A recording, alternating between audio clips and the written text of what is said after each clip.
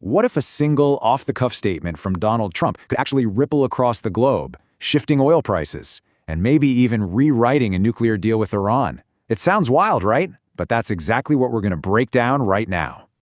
So, this is the bombshell. This is the unconfirmed claim from former President Trump that's at the very heart of this whole thing. And the fact that there's been no official confirmation is what makes this so fascinating. Is this a real breakthrough, or is it something else entirely? Okay, let's start with the claim itself. If you just take it at face value, what Trump announced sounds like Iran is ready to de-escalate, to take a big step back from its nuclear ambitions. And look, if this is true, the implications are absolutely massive. We could be looking at a genuine shift in global power dynamics. But that leads us right to the core question, doesn't it? Is this real, honest-to-goodness diplomacy, or is it all just high-stakes political theater? Because as soon as you look past the headlines, things get, well, they get complicated. There are two very different versions of this story floating around, and they pretty much contradict each other completely. Right here you can see the two narratives, side by side. They couldn't be more different. The U.S. claim points to Iran backing down. They give up their enriched uranium, and that's the stuff that can be used for reactors or potentially weapons. And in return, they get free passage for ships. But Iran's version, it suggests the complete opposite. It says ships might now need approval from their powerful Islamic Revolutionary Guard Corps. Now that doesn't sound like freedom at all, does it? That sounds like even more control. This story isn't just about security and uranium. To get the full picture, you really have to follow the money and look at the other powerful players getting pulled into this whole web. And we are talking about a huge sum of money, nearly $30 billion. These are Iranian funds that have been locked up, frozen for years because of international sanctions. The idea that these assets could be released is a massive reason for Iran to even come to the table. An infusion of that much cash could totally change their economy and their power in the region.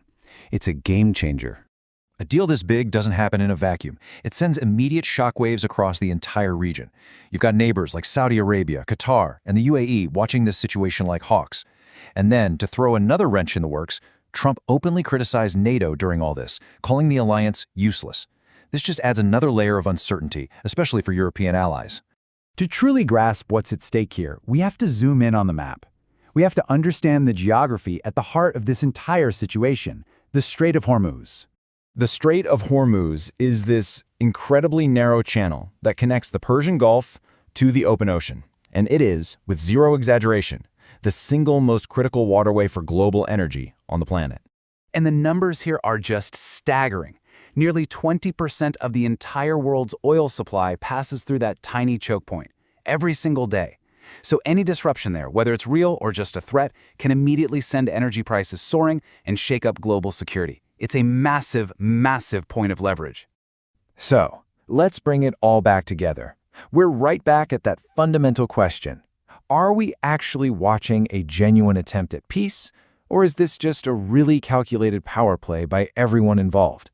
Let's do a quick reality check here. Even if Iran agrees to hand over every last ounce of its enriched uranium, the scientific knowledge, the expertise to produce more, that doesn't just vanish. You can give away the ingredients, but you can't unlearn the recipe. That capability will always be part of their strategic thinking.